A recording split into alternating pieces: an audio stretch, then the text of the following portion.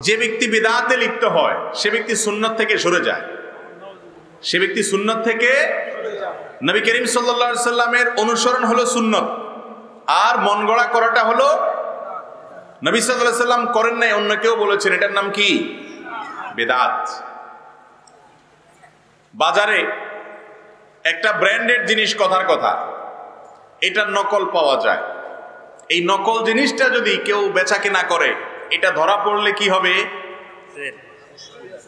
শাস্তি হবে কি হবে না? কেন শাস্তি হবে? কারণ এটা আসল না, এটা কি? নকল।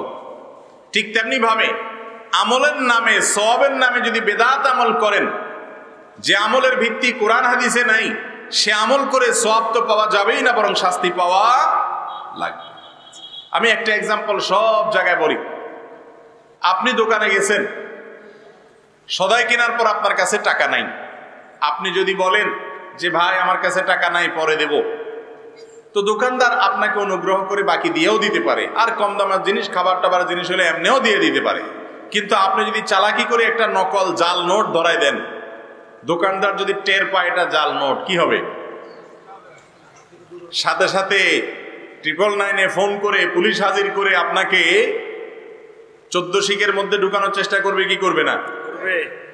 ঠিক একইভাবে আপনার আমল অনেক বেশি নাই, আল্লাহ রাব্বুল আলামিন অনুগ্রহ করে আপনাকে কিয়ামতের ময়দানে জান্নাত দিয়েও দিতে পারে, কিন্তু আপনি আল্লাহর কাছে সব নকল জাল টাকার মতো ভেজাল আমল নিয়ে গেছেন।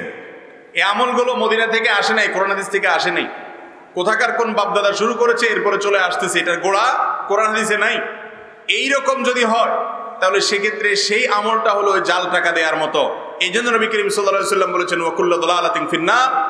বেদাত হলো একজন মানুষ জান্নাতের রুটে আছে, রাস্তায় আছে, সেখান থেকে সরে গিয়ে ডানে বামের যে গোমরা পথ আছে সেগুলোতে চলে যাওয়া, আর এগুলো হলো বেদাতের পথ।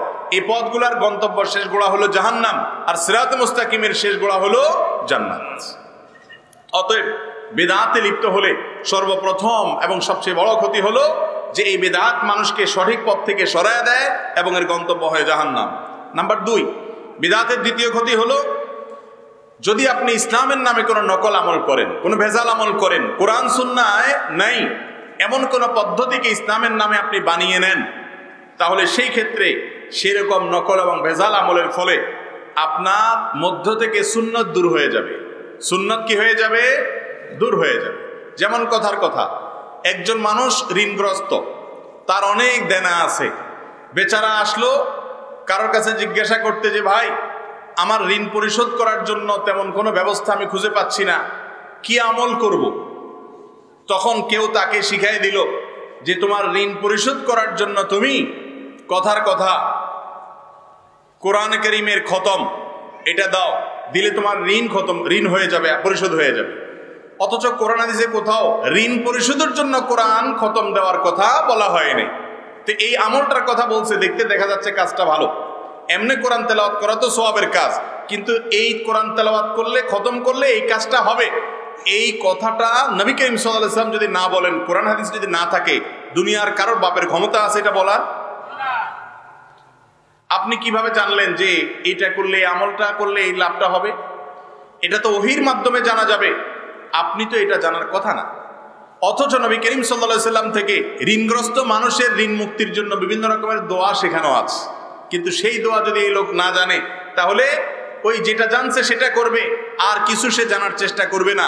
বেদাতের কারণে সুন্নত থেকে সে কি হবে? মাহরুম, বঞ্চিত হবে। দোয়ার জন্য আপনি নতুন বাড়ি করেছেন, নতুন ঘর করেছেন, দোয়ার জন্য হুজুর ভাড়া করে এনে লোকজন ডেকে একত্রিত হয়ে দোয়া করতে হবে, বিশেষ বিশেষ প্রক্রিয়া, বিশেষ বিশেষ নিয়মে, এরকম কোনো শর্ত কোরআন হাদিসে দেওয়া হয়নি। দোয়াটা এমন সহজ একটা আমল, আল্লাহ বলেছেন উদউনি আস্তাজিব লাকুম, তোমরা আমার কাছে দোয়া করো, আমি তোমাদের দোয়া কবুল করব। তোমরা দোয়া করো, আমি কবুল করব, আল্লাহ গ্যারান্টি দিয়েছে। এবং বলছেন সবাইকে দোয়া করতে। আপনি দোয়ার জন্য বলতেছেন না আমার দোয়া কি আর কবুল হবে? এই জন্য এলাকার সব মানুষ দাওয়াত দিয়ে এনে আপনি জিলাপি মিষ্টি কিনে, এরপর একজন হুজুর এনে, আপনার বাবা মারা গেছেন, মা মারা গেছেন, আপনি হুজুরকে দিয়ে দোয়া করাইতেছেন। এই হুজুরকে দোয়া করার কন্ট্রাক্টরই কে দিয়েছে? আল্লাহ রাসূল সাল্লাল্লাহু আলাইহি ওয়াসাল্লাম কি লাইসেন্স দিয়ে গেছে যে হুজুররা তারা শুধু দোয়া করাবে, তারা দোয়া করালে সেটা কবুল হবে, এমন কোনো কথা কোরআন বা হাদিসের কোথাও আছে? কোরআন হাদিসে যেটা আমরা পাই সেটা কি, আপনার মৃত মা বাবার জন্য আপনি দোয়া করেন, অথবা কোনো ওলামায়ে কেরাম, মুরব্বি বা যে কোনো মুসলমানের কাছে দোয়া চান, ভাই, বাবা, চাচা বা হুজুর, আলেম ওলামা, আমার মা বাবার জন্য একটু দোয়া করিয়েন। আপনি যখন আপনার আল্লাহর কাছে দোয়া করেন তো আমার মা বাবার জন্য একটু দোয়া করিয়েন, এটাও সুন্নাহ দ্বারা সাব্যস্ত। আপনি দোয়া নিজেও করেন, মানুষকে দিয়ে মানুষের কাছে দোয়া চান, কিন্তু দোয়া করানো, মুর্দার জন্য দোয়া করানোর কোনো সিস্টেম নবী করিম সাল্লাল্লাহু আলাইহি সাল্লামের জীবনে একবারের জন্য পাওয়া যায়। দোয়া করানো কি, করা, চাওয়া, করানো, ফরম্যাট কয়টা হয়েছে? তিনটা। একটা হলো নিজের দোয়া নিজে করলেন, আরেকটা হলো অন্যদের কাছে দোয়া চাইলেন, আর 3 নম্বরটা হলো দোয়া করাইলেন। এই করানো আর চাওয়ার মধ্যে একটা সূক্ষ্ম পার্থক্য আছে। কি সেটা? চাইতে পয়সা কড়ি লাগে না, চাইতে কোনো বাজেট, কিন্তু করাইতে বাজেট লাগে। ঠিক না ভাই? ঠিক। করাইতে, দোয়া করাইতে টাকা লাগে না, দোয়া করাইতে কমপক্ষে বাজেট। রেসিপিগুলো কি? রেসিপিগুলো ধরেন, কিছু মিষ্টি জিলাপি, কিছু আগরবাতি, কিছু গোলাপ জল, আর কিছু ক্যাশ টাকা হুজুরের জন্য। ঠিক না ভাই? ঠিক। এই আইটেমগুলো যদি মোটামুটি থাকে তাহলে দোয়া করানো যায়। এগুলো যদি না থাকে তাহলে কি দোয়া করানো যায়? করানো যায়। তাহলে এবার আপনি আসেন, দোয়া করানোর এই সিস্টেম, এটা যদি সাহাবীদের কারোর মা বাপ মারা গেছেন, আত্মীয় স্বজন মারা গেছেন, তারা নবীজি সাল্লাল্লাহু আলাইহি সাল্লামের কাছে সে যুগে দরকার ধরেন খেজুর নিয়ে আসছেন বা কিছু নিয়ে আসছেন, সাথে কিছু হাদিয়া দিছেন, এবং এরকম আনুষ্ঠানিকতা দোয়ার জন্য ডেকে করাইছেন, এরকম যদি কোনো কিছু হাদিসে থাকে অবশ্যই আমরা আমাদের মা বাবার জন্য সেই পদ্ধতিতে দোয়া করব। যদি না থাকে তাহলে মুর্দার জন্য এই টাইপের দোয়ার আয়োজন করা, এটা মুহাম্মদুর রাসূলুল্লাহ সাল্লাল্লাহু আলাইহি সাল্লামের পদ্ধতিতে নাই। আর যদি না থাকে তাহলে বুঝবেন এই আমলটা আসল না ভেজাল? ভেজাল। এই আমলটার ফলে কি হয় আমি বলি, এই আমলটার ফলে সুন্নত দূর হয়ে যায়। বেদাতের কারণে সুন্নত কি হয়ে যায়? যে দোয়া করানোর অভ্যাস যার মধ্যে গড়ে ওঠে সে দোয়া ভুলে যায়। নিজে যে দোয়া করতে হয় এটা কি করে? এটা ভুলে যায়। মনে করে যে দোয়া মানেই হলো হুজুর ঠিক করে এনে আমাকে দোয়া করতে হবে। চট্টগ্রামের দিকে দোয়ার আবার বিভিন্ন আইটেম আছে, রেট আছে। ফেসবুকে একটা পোস্ট বিশেষ করে ভাইরাল হয়েছে, সে পোস্টে দেখা যাচ্ছে যে কোথাও দোয়ার জন্য রেট বলা হয়েছে, যে কথার কথা 50 টাকা, 100 টাকা, 200 টাকা, 500 টাকা। একেবারে কম দামের 50 টাকার দোয়া হলে রেডিমেড দোয়া, সংক্ষেপ, সবাই একটা একসাথে হুজুর দিয়ে দিবে। 100 টাকা দিলে একটু লম্বা চড়া ধরে হুজুর কিছু বলে টলে দিবে। 200 টাকা দিলে হুজুর আর একটু লম্বা সময় ধরে একটু আল্লাহর কাছে বলে টলে দিবে। আর 500 টাকা দিলে তো কোনো কথাই নাই, কান্নাকাটি হবে দোয়াতে। তাহলে এই দোয়া কি হুজুরের ব্যবসা নাকি কোরআন হাদিসের আমল? ব্যবসা। এইটুক যদি আপনি না বুঝেন, এতটুকু যদি আপনার বিবেককে খরচ না করেন, কিভাবে আপনি এই সস্তা চিন্তা দিয়ে, সস্তা আমল দিয়ে জান্নাত কামাই করার চেষ্টা করছেন? মোহতারাম হাজরিন, আবারও বলছি, ভুল বুঝবেন না। দোয়া চাওয়া এটা জায়েজ। সাহাবীরা নবীজির কাছে দোয়া চাইছেন না, চান নাই? আবু হুরায়রা রাদিয়াল্লাহু তাআলা আনহু এসব দোয়া চাইছেন, ইয়া রাসূলুল্লাহ আমার মায়ের জন্য দোয়া করেন। চাইছেন না, চান নাই? সবাই সবার কাছে দোয়া চাইছেন, আমরাও দোয়া চাইব। কিন্তু মৃত মানুষের জন্য দোয়ার আয়োজন করা, দোয়ার বাজেট ঠিক করা, হুজুর ভাড়া করে কোরআন খতম করান। আমরাও ছোটবেলায় গেছি, মাদ্রাসা হুজুররা নিয়ে গেছে 10 জন একসাথে, 3 পারা 3 পারা ভাগ করে দিছে, সবাই খতম পড়ছে, মুর্দার জন্য খবরে সব রসানি করবে, এবং তখন 10 টাকা 10 টাকা করে ভাগ করে সবাইকে ধরায় দিছে, পড়ে চলে আসছে। আচ্ছা, 10 জন মানুষ যদি 3 পারা করে পড়ে, তাহলে সেক্ষেত্রে কারোর কি খতম হয়? হয় না। তাহলে এই যে আমল, এই আমলটা যদি নবী করিম সাল্লাল্লাহু আলাইহি সাল্লাম না শিখিয়ে থাকেন, সে আমলটা আমি মন গড়া যদি করি, তাহলে এর নাম হলো নকল আমল, ভেজাল আমল। আপনি আপনার মা বাবার জন্য কোরআনে কারীম পড়েন, পড়ে আল্লাহর কাছে দোয়া করেন, অবশ্যই সেটা ভালো কাজ। আপনার আত্মীয় স্বজন সবাই করেন, ভালো কাজ। কিন্তু সব জায়গায় টাকা দিয়া ভাড়াটিয়া লোক এনে দিনের কাজ, ইসলামের কাজ, ইবাদতের কাজ, সওয়াবের কাজ করা যায় না। কিন্তু আমরা সেই কাজগুলো করি কি করি না? তো বিদআতের দ্বিতীয় অপকার হলো, ক্ষতি হলো, বিদআতের ফলে সুন্নত সরে যায়। যেই ব্যক্তি বেদাতে অভ্যস্ত সে সুন্নত থেকে মাহরুম হয়ে যায়। বেদাতের তৃতীয় ক্ষতি হলো ভাই, দিনকে পরিবর্তন করে দেওয়া হয়। দিনকে পরিবর্তন করে দেওয়া হয়। নবী করিম সাল্লাল্লাহু আলাইহি ওয়াসাল্লাম দিনকে যেভাবে রেখে গেছেন, 100 বছর পরে একজন একটা বেদাত ঢুকাই দিল, 200 বছর পরে আরেকজন একটা ঢুকাইলো, 300 বছর পরে আরেকজন একটা ঢুকাই দিল, এক এক সময় এক একটা ঢুকাইলো।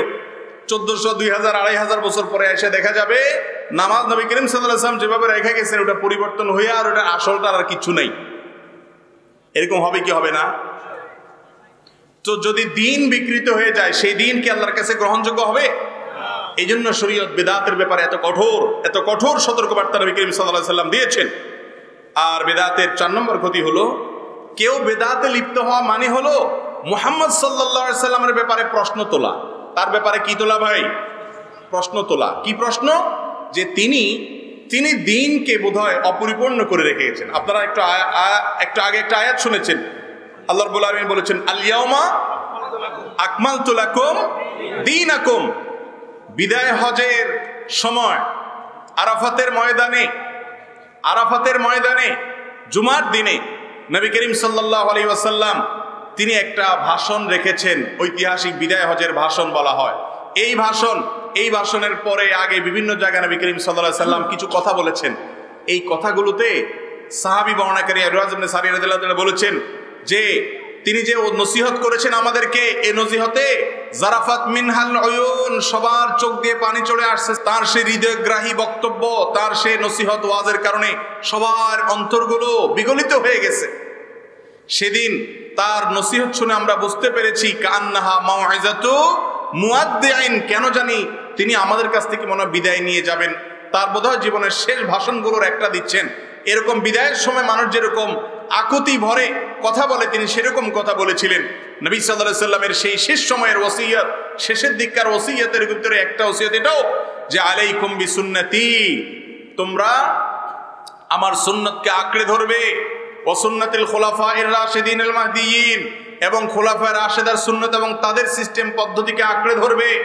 তার মানে ওহীর মাধ্যমে নবী সাল্লাল্লাহু আলাইহি ওয়াসাল্লাম জেনেছেন যে একটা সময় আসবে কিছু লোক ইসলামের নামে এমন কিছু কাজ ঢুকাবে যেগুলো কেউ বা কারা চালু করেছে, কোনো পীর, কোনো ব্যক্তি, কোনো বাবা, কোনো মা, কোনো বংশ, কোনো এলাকা, কোনো সংস্কৃতি থেকে সেটা এসেছে। এটা কোরআন থেকে হাদিস থেকে আসে নাই। নবী সাল্লাল্লাহু আলাইহি ওয়াসাল্লাম বলেছেন ওইগুলোকে তোমরা আঁকড়ে ধরবে।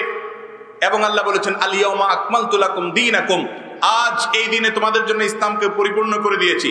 ওয়া আতমামতু আলাইকুম নিআমাতি, এবং আল্লাহ বলছেন আমার নেয়ামত এটাকে আমি তোমাদের জন্য পূর্ণাঙ্গ করে দিয়েছি। ওয়া রাদিতু লাকুমুল ইসলাম দীনা, ইসলামকে দিন হিসাবে আমি সন্তুষ্ট হয়েছি।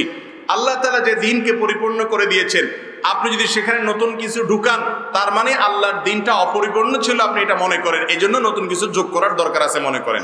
ঠিক না ঠিক? কত বড় ভয়াবহ বিষয় আপনি চিন্তা করেন। নবী করিম সাল্লাল্লাহু আলাইহি ওয়াসাল্লাম তিনি দুরূদ পড়েছেন না পড়েন নাই? সাহাবীদেরকে দুরূদ পড়ার নির্দেশ করছেন না করেন নাই? তার দুরুদে নামাজের মধ্যে তিনি দুরূদ পড়ছেন না পড়েন নাই? আমরাও পড়তেছি না পড়ি নাই? এই দুরুদ আমরা যে পড়ি, এই দুরুদটা কি যারটা শেষে পড়ি না সবাই মিলে একসাথে মিছিল দিয়ে পড়ি? সবাই একসাথে দলবদ্ধভাবে সুরে সুর মিলিয়ে তালে তাল মিলিয়ে পড়ি? তাহলে কিভাবে পড়ি? যারটা শেষে করি। নামাজের চাইতে গুরুত্বপূর্ণ মুহূর্ত মুসলমানের জীবনে আর থাকতে পারে?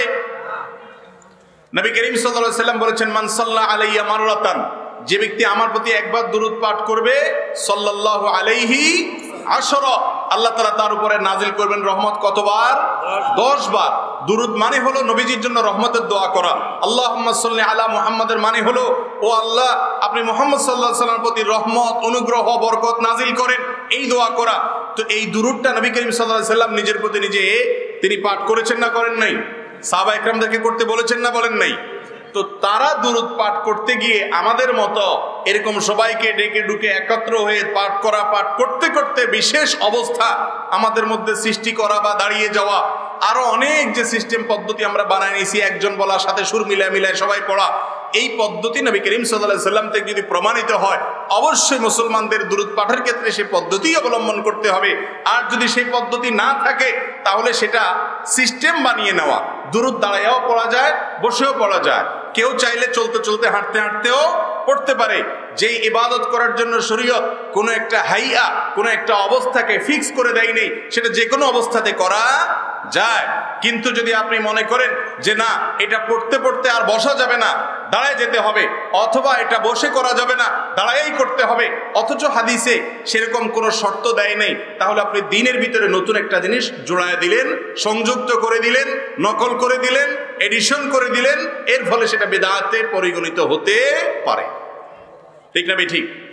নবী করিম সাল্লাল্লাহু আলাইহি সাল্লাম দুরূদ পাঠের ক্ষেত্রে যদি কোনো সিস্টেম ঠিক করে না দেন, আপনি কে সিস্টেম ঠিক করে দেওয়া?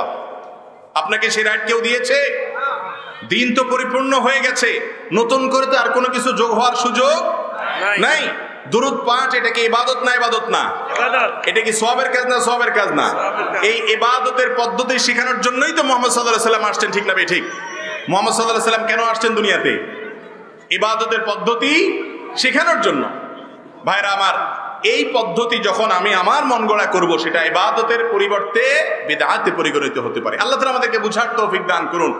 এগুলো অনেক সময় ইগোর প্রবলেমের কারণে, জেদের কারণে আমরা সত্য গ্রহণ করতে পারি না। নাম্বার 4, নাম্বার 5, বিদআতে লিপ্ত ব্যক্তি তওবা থেকে মাহরুম থাকে। কোত্থেকে মাহরুম থাকে ভাই? কিভাবে তওবা থেকে মাহরুম থাকে আমি বলছি। ধরেন একটা মানুষ জানে এই কাজটা হারাম, ঘুষ খায়, সে সরকারি কর্মকর্তা, সে ঘুষ খায়, সে জানে ঘুষ খাওয়াটা হালাল না হারাম, সে জানে ঘুষ খাওয়া হারাম। ঘুষ খাওয়া হারাম এটা জানার কারণে সে যখন ঘুষ খায়, যতই ঘুষ খাক, তার মধ্যে অপরাধ বোধ কাজ করে। সে জানে সে খারাপ কাজ করতেছে। ঠিক না ঠিক? সে নিজেও জানে খারাপ কাজ করতেছে। এই জন্য এক সময় হতে পারে তার মনের ভিতরে আল্লাহর ভয় আসবে, এসে সে এখান থেকে ফিরে আসবে, আগে যেগুলো করেছে সেগুলোর জন্য মানুষের হক ফেরত দিয়ে দিবে এবং সে তওবা করবে। এই আশাটা করা যায় কি যায় না? একজন যুবক, তিনি গান বাজনা শুনছেন, হারামে লিপ্ত, মিউজিকে আসক্ত। এই যুবক আল্লাহরে বান্দা, সে এই কাজটা যে করে সে নিজেও জানে হারাম, কিন্তু যদি সে একটা সময় হারাম কাজ করতে করতে আল্লাহর ভয় তার অন্তরে জাগ্রত হয়, সে হতে পারে তওবা করে আল্লাহর কাছে ফিরে আসবে। কিন্তু একটা লোক ইসলামের নামে যখন বিদআত করবে, এমন কাজ করবে যেটা কোরআন সুন্নায় নাই, সেই কাজ করার ফলে এই লোকটার মধ্যে তো এক ধরনের আত্মপ্রসাদ থাকবে, আত্মতৃপ্তি থাকবে, অতিরিক্ত আস্থা নিজের প্রতি নিজে থাকবে। সে তো মনে করতেছে ভালো কাজ করতেছে, যার কারণে সে তো কখনো এখান থেকে তওবা করার প্রয়োজনটা অনুভব করবে না। এই বিদআত করতে করতে তার দুনিয়া থেকে যাওয়ার সম্ভাবনা সমূহ আছে। এই জন্য ভাইরা আমার, বিদআত খুবই ডেঞ্জারাস একটি বিষয়। আপনি আমার কথায় আপনার জীবনের কোনো আমলকে পরিবর্তন করে ফেলান একেবারে এখনই এই মুহূর্তেই, আমি সেটা আপনাকে এইভাবে বলবো না। আমি বলবো আপনি একটু আল্লাহর দেওয়া বিবেককে খরচ করে পরখ করেন, কোরআন হাদিসের ছাঁচে ফেলে সেটা করার চেষ্টা করেন। একজন দর্জিকে আপনি একটা জামা বানাইতে দিছেন, জামাটা একটা পুরাতন জামা এনে বলেছেন, কাপড় দিয়ে বলেছেন এই জামা যেভাবে আছে, যে মাপ আছে, হাতা আছে, গলা আছে, ঝুল আছে, এই হুবহু একই মাপে তুমি আরেকটা জামা বানাই দিবা, কাপড় দিলেন। সেই জামা বানাইতে গিয়া যেই দর্জি আপনার দেওয়া জামাটার সাথে একেবারে সুতায় সুতায় মিল রেখে করতে পারবে, আপনি সেই দর্জিকে অনেক বেশি স্যালুট করবেন এবং তাকে ভালো দর্জি বলবেন, তার এই কাজটা গ্রহণ করবেন, তাকে বিনিময়ে টাকা দিবেন। ঠিক না ঠিক? আর যদি সে আপনার দেওয়া স্যাম্পলটার সাথে মিল না রেখে তার মন মতো করে, কোনোটাতে হাতা বড় করছে, ছোট করছে, ঝুল বেশি দিছে, কম দিছে, আপনি যেটা দিছেন সেটার সাথে মিল নেই, তাহলে আপনি তাকে এর জন্য পারিশ্রমিক বা মজুরি দেবেন? উল্টা বরং তাকে আসামির কাঠগড়া দাঁড় করাবেন, আমার কাপড় নষ্ট করছে কেন। ঠিক না ঠিক? ঠিক একইভাবে মুহাম্মদ সাল্লাল্লাহু আলাইহি সাল্লামকে আল্লাহ তাআলা পৃথিবীতে পাঠিয়েছেন আমাদের জন্য মডেল করে। কি করে পাঠিয়েছেন ভাই? মডেল করে। কিসের মডেল? নামাজ কেমনে পড়বা? সল্লু কামা রাআইতুমুনি উসাল্লি। নবী করিম সাল্লাল্লাহু আলাইহি সাল্লাম যেভাবে নামাজ পড়েছেন সেইভাবে নামাজ পড়ো। নবী সাল্লাল্লাহু আলাইহি সাল্লাম আরো বলেছেন, খুযু আন্নী মানাসিকাকুম, আমি যেভাবে হজ করি আমার থেকে তোমরা গ্রহণ করো সিস্টেম কিভাবে করতে হয়। তাহলে নবী সাল্লাল্লাহু আলাইহি সাল্লাম হলেন আল্লাহর পক্ষ থেকে মডেল। আল্লাহ বলেছেন, লাকাদ কানা লাকুম ফি রাসূলিল্লাহি উসওয়াতুন হাসানাহ। যে ব্যক্তি আল্লাহ এবং আখিরাতে বিশ্বাস করে তার মডেল হলেন, একমাত্র মডেল হলেন কে? আল্লাহ রাসূল মুহাম্মদুর রাসূলুল্লাহ সাল্লাল্লাহু আলাইহি সাল্লাম। তাকে আল্লাহ মডেল করে পাঠিয়েছেন, স্যাম্পল করে পাঠিয়েছেন। তোমার নামাজ, তোমার জিকির, তোমার দুরূদ, তোমার সমস্ত ইবাদত বন্দেগী, তোমার সমস্ত কাজ, সমস্ত নেক আমল, এই সবগুলো কিভাবে করবা তার প্র্যাকটিক্যাল শিক্ষক হিসেবে মুহাম্মদ সাল্লাল্লাহু আলাইহি সাল্লামকে পাঠানো হয়েছে। থিওরি হলো কোরআন, থিওরি হলো কোরআনে, আর এই কোরআনের প্র্যাকটিক্যাল হলেন মুহাম্মদ সাল্লাল্লাহু আলাইহি ওয়াসাল্লাম। এই জন্য আমাদের আয়েশা রাদিয়াল্লাহু তাআলা থেকে জিজ্ঞাসা করা হয়েছিল যে নবী সাল্লাল্লাহু আলাইহি সাল্লামের আখলাক কি ছিল, তার আচরণ কি ছিল, তিনি কেমন আচরণ করতেন। তিনি বলেছেন কানা খুলুকুহু আল কোরআন, নবী করিম সাল্লাল্লাহু আলাইহি সাল্লামের আখলাক ছিল কোরআন। কোরআনে কি লেখা আছে এইটার বাস্তব উদাহরণ ছিলেন তিনি, এর বাইরে আর তার মধ্যে কোনো কিছু। তাহলে একজন মুসলমান তার সমস্ত আমলের জন্য স্যাম্পলের সাথে অর্থাৎ মুহাম্মদ সাল্লাল্লাহু আলাইহি সাল্লামের সাথে মিলাবেন যে তার সুন্নতে আছে কিনা, জানার চেষ্টা করবেন, বুঝার চেষ্টা করবেন। নিজের বিবেককে খরচ করার পরও যদি তিনি সঠিকটা উদ্ধার করতে না পারেন, ইনশাআল্লাহ কিয়ামতের ময়দানে তার নাজাত হয়ে যাবে। কারণ লা ইকাল্লিফুল্লাহু নাফসান ইল্লা উসআহা, সাধ্যের বাইরে আল্লাহ কাউকে কোনো আদেশ চাপিয়ে দেন না। আপনি আপনার বিবেকটা খরচ করবেন হক এবং সত্য কোনটা, ভালো কোনটা, সেটা উদ্ধার করার জন্য। ন্যূনতম বিবেকও যদি খরচ না করেন আর স্রোতের গায়ে এবং তালে তাল বা মিলিয়ে আপনি যদি ভাসতে থাকেন, কিয়ামতের ময়দানে আল্লাহর কাছে নাজাত পাওয়া বড় কঠিন হবে। অতএব আমরা আমাদের করা আমলগুলো নিয়ে কোনো প্রকার সন্দেহ সংশয় হলে সেটাকে কোরআন হাদিসের সাথে মিলানোর চেষ্টা করব তো ইনশাআল্লাহ। যদি আমরা না করি তাহলে কি হবে, ওই যে তওবা থেকে মাহরুম হবেন, তওবা থেকে মাহরুম হবেন। 6 নম্বর ভয়াবহ বিষয় হলো ভাইরা আমার, যারা বেদাতে লিপ্ত হয় কিয়ামতের ময়দানে নবী করিম সাল্লাল্লাহু আলাইহি সাল্লামের শাফাআত এবং সুপারিশ থেকে বঞ্চিত থাকবে, মাহরুম থাকবে, সুপারিশ পাবে না। হাউজে কাউসারের পানি, যেই পানি যদি কেউ পান করার সুযোগ না পায় তাহলে পিপাসায় কাতর হয়ে ছটফট করতে থাকবে, ভয়ঙ্কর অবস্থা হবে। কিয়ামতের ময়দানে সূর্য থাকবে মাথার খুব কাছাকাছি, এত উত্তপ্ত হবে যে সূর্যের কাছাকাছি গেলে মানুষ ছাই হয়ে যাওয়ার কথা, কিন্তু ছাই বা ভস্ম হবে না। কারণ আখিরাতে কোনো মৃত্যু বলতে কোনো কিছু, শুধু শাস্তি হতে থাকবে। সেদিন মানুষের ঘামে মানুষ হাবুডুবু খাবে এবং মানুষ এতটা বেহাল থাকবে যে আম্মা জান আয়েশা রাদিয়াল্লাহু তাআলা আনহা তিনি একবার নবী করিম সাল্লাল্লাহু আলাইহি ওয়াসাল্লাম একটা হাদিস শুনে নবী সাল্লাল্লাহু আলাইহি ওয়াসাল্লামকে পাল্টা প্রশ্ন ছুড়ে বলেছিলেন, ইয়া রাসূলুল্লাহ, আপনি বলছেন কিয়ামতের ময়দানে সবাই বিবস্ত্র অবস্থায় উঠবে, কারোর পরনে কাপড় থাকবে না, তো কিয়ামতের ময়দানে সেই ভয়াবহতম দিনে নারীরা যারা থাকবেন তারা পুরুষদের পাশাপাশি যখন থাকবেন তখন তারা কি লজ্জার মধ্যে পড়ে যাবেন না, বিব্রত হবেন না? নবী করিম সাল্লাল্লাহু আলাইহি ওয়াসাল্লাম তখন আমাদের আয়েশাকে জবাব বলেছিলেন, আয়েশা, সেদিন মাথা যখন খুব কাছাকাছি সূর্য অবস্থান করবে এত কঠিন অবস্থা হবে, এত ভয়াবহ হবে, এত দুর্বিষহ অবস্থা হবে, এত অসহনীয় অবস্থা হবে। মাথার কাছে সূর্য যখন থাকবে, টকবক করতে থাকবে যখন, মগজ ইত্যাদি, এরকম ভয়াবহ পরিস্থিতি যখন হবে তখন কেউ নিজের দিকে তাকানোর সময় পর্যন্ত পাবে না, পাশের দেখা তো পরে। সেই ভয়াবহতম দিনে ইমানদারের অন্যতম ভরসা হলো আমার নবী করিম সাল্লাল্লাহু আলাইহি সাল্লামের হাউজে কাউসার। হাউজে কাউসার আল্লাহ তাআলা নবী করিম সাল্লাল্লাহু আলাইহি সাল্লামকে দিয়ে বলেছেন, ইন্না আতাইনাকাল কাউসার। মক্কার মুশরিকরা আমার নবী করিম সাল্লাল্লাহু আলাইহি সাল্লামকে তাকে হেয় প্রতিপন্ন করার জন্য তারা বলতো যে মুহাম্মদ সে হলো নির্বংশ।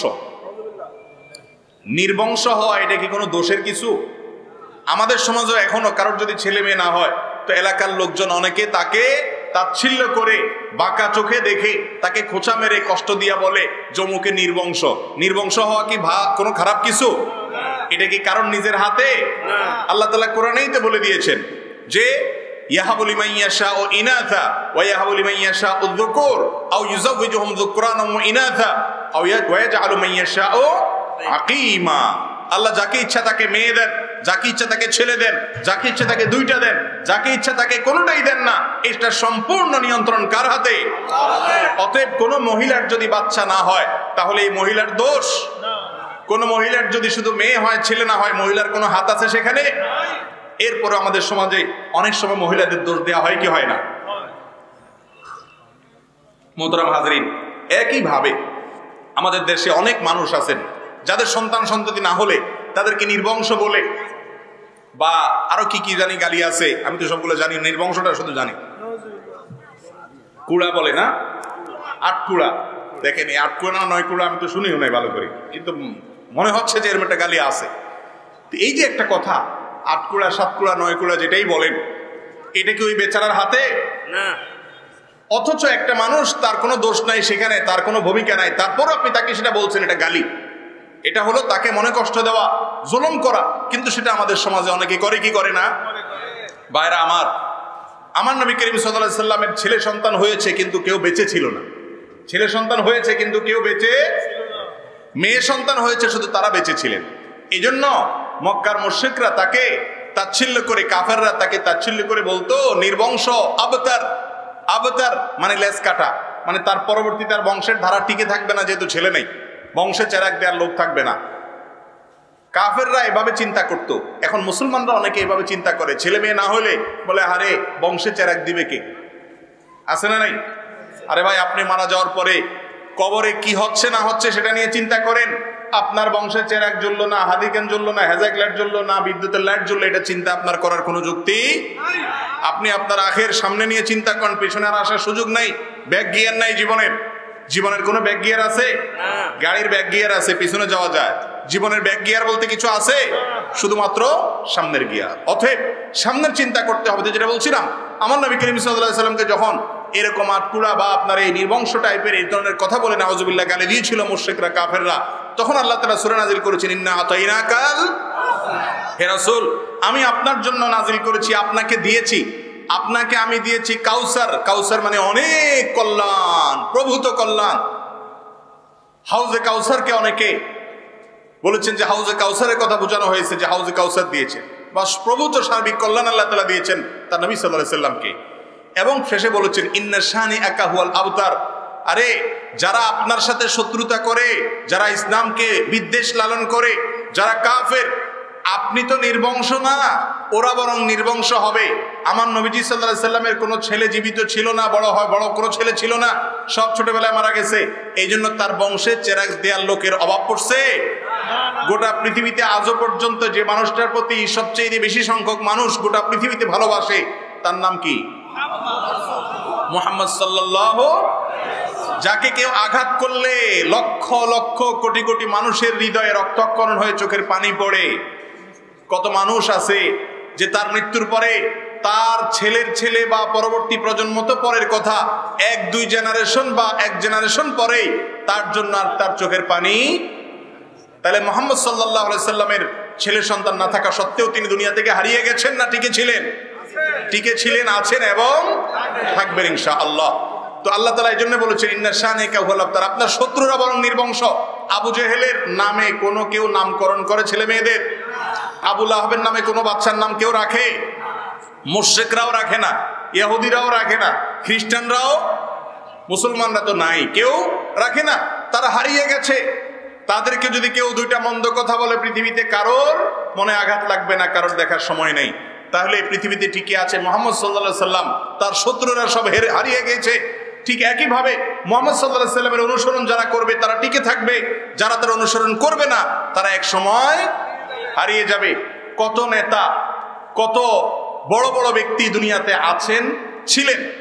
আজ থেকে 4000 বছর আগে পৃথিবীতে যারা রাজত্ব করেছেন, এরকম 10 জন রাজা, 20 জন রাজা একই সময় যারা বিভিন্ন অঞ্চলে রাজত্ব করেছেন, নাম বলতে পারবেন? নাম বলতে পারবেন না, নাম নিশানা নাই, হারায় গেছে। কিন্তু 4-4.5 বছর, 1000 বছর আগে বা তারও আগে জুলুমের শিকার ছিলেন, সমাজের মানুষ দুর্বল মনে করত। সেই সমস্ত নবী বা রাসূলগণের অনুসারীরা বা স্বয়ং নবী রাসূলগণ আলাইহিস সালাতু ওয়াস সালাম, ইব্রাহিম আলাইহিস সালামের নাম এখনো পৃথিবীতে মানুষ নেয় কি নেয় না? মুসলমানরাও নেয়, খ্রিস্টানরাও নেয়, ইহুদিরাও নেয়, গোটা পৃথিবী জুড়ে নেয়। কিয়ামত পর্যন্ত তারা মরেও অমর হয়ে আছেন। মরেও যদি অমর হতে চান, পথ একটাই, কোরআন এবং হাদিসের ছায়াতলে ফিরে আসে। ঠিক না ঠিক? কোরআন হাদিসের ছায়াতলের বাইরে যাবেন, সেটা কোনো দলের, সেটা কোনো ব্যক্তির, সেটা কোনো গোষ্ঠীর, অথবা কোনো বড় কোনো ক্ষমতার, অথবা পয়সা কড়ির, কোনো কিছুর জোরে পৃথিবীতে আপনি 100 বছরও টিকে থাকতে পারবেন না। আপনার নাম নিশানা হারিয়ে যাবে, পৃথিবীর ইতিহাস তার সাক্ষী। ঠিক না ঠিক?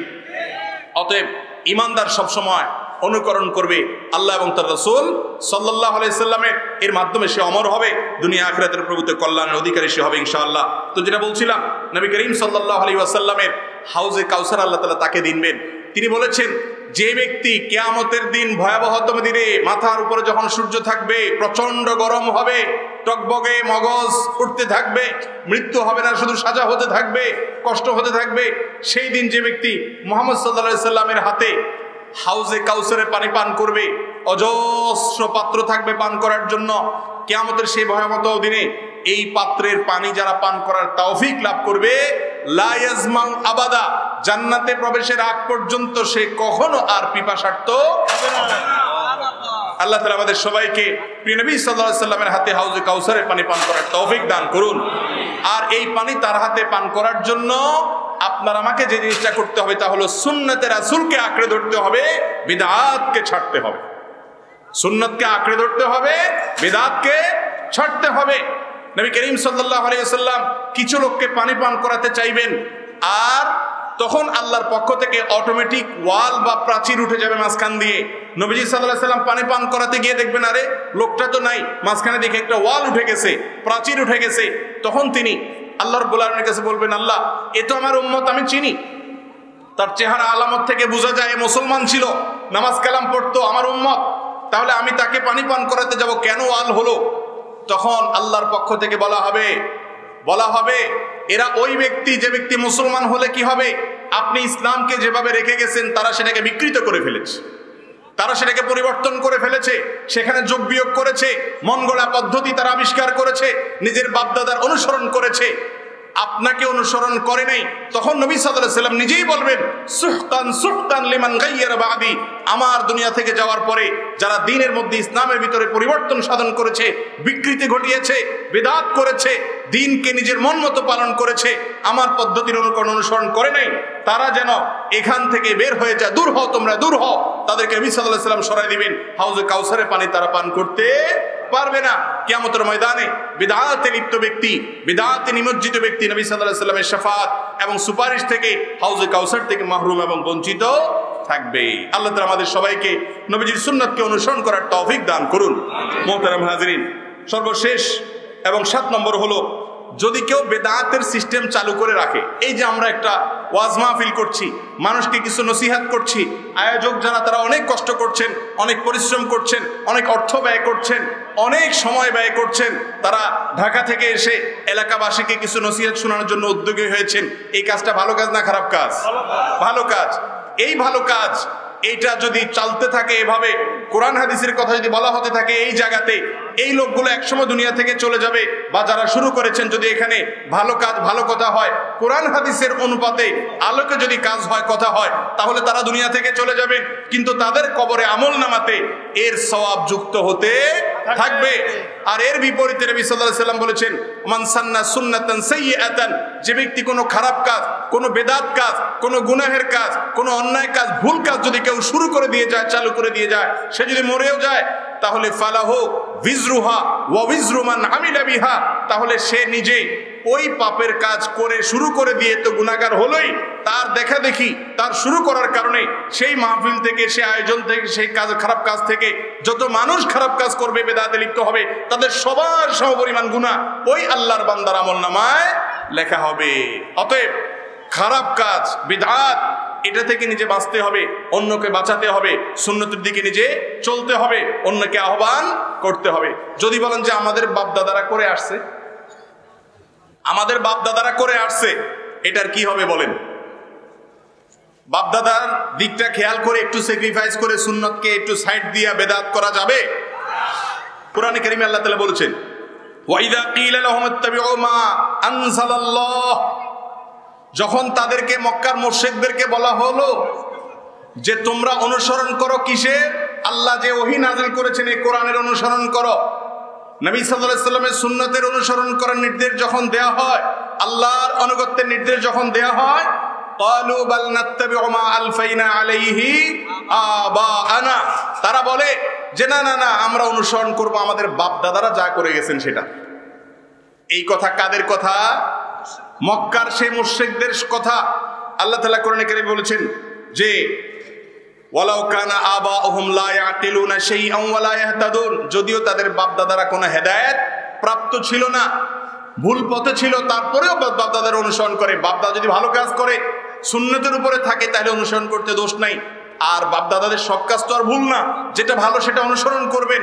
তারা যেটা ভুল করে গেছেন, তারা না জেনে ভুল করে থাকলে আল্লাহ তাদেরকে মাফ করবেন, দোয়াও করবেন আপনি ইনশাআল্লাহ, কিন্তু আপনি সেটার অনুসরণ করতে পারবেন না। অতএব বিদআত থেকে বেঁচে থাকবো তো ইনশাআল্লাহ। আমল যা করব সেটাকে আমরা কোষ্টি পাথর দিয়ে যাচাই করব। দুইটা পাথর রেখে গেছেন নবী সাল্লাল্লাহু আলাইহি ওয়াসাল্লাম, তিনি বলে গেছেন তারাকতু ফীকুম আমরাইন, দুইটা জিনিস আমি রেখে গেলাম, লাম তাদিল্লু মা তামাসসাকতুম বিহিমা, এই দুইটা কোষ্টি পাথর, এগুলো যদি তোমাদের কাছে থাকে, এগুলো দিয়ে যে আঁকড়ে ধরো, এগুলো দিয়ে যদি সবকিছুকে পরখ করো, পরীক্ষা করো, তাহলে তোমাদের মধ্যে কোনো ভেজাল জিনিস ঢুকবে না, সব পিওর আমল আসবে। লাম তাদিল্লু, তোমরা কখনো পথহারা হবে না, গোমরাহ হবে না। সেই দুইটা কোষ্টি পাথরের নাম কি ভাই? কিতাব আল্লাহ, একটা হলো আল্লাহর কিতাব, আরেকটা কি? নবী করিম সাল্লাল্লাহু আলাইহি ওয়াসাল্লামের। এই দুই কোষ্টি পাথর দিয়ে যাচাই করবেন। কোন একটা আমল নিয়া কন্ট্রোভার্সিয়াল কোন ইস্যু তৈরি হয়েছে, কেউ বলেছে এটা ঠিক, কেউ বলেছে বেঠিক, আপনি পরখ করবেন কি দিয়া? কোরআন দিয়া। আর যদি কোরআন হাদিসের কোষ্টি পাথরে কোনো কিছু টিকে যায়, সেটাকে অবশ্যই আঁকড়ে ধরবেন। কোরআন হাদিসের কোষ্টি পাথরে যদি দেখেন যে না, জোড়া তালি দেওয়া ছাড়া হয় না, কোরআন হাদিসে নাই, তাহলে সেটাকে ছুঁড়ে ফেলে দিবেন। চেষ্টা করবেন তো ইনশাআল্লাহ। আল্লাহ তাআলা আমাদের সবাইকে সুন্নতে রাসূলের অনুসারী হওয়ার তৌফিক দান করুন, বিদআত থেকে সতর্ক থাকার তৌফিক দান করুন।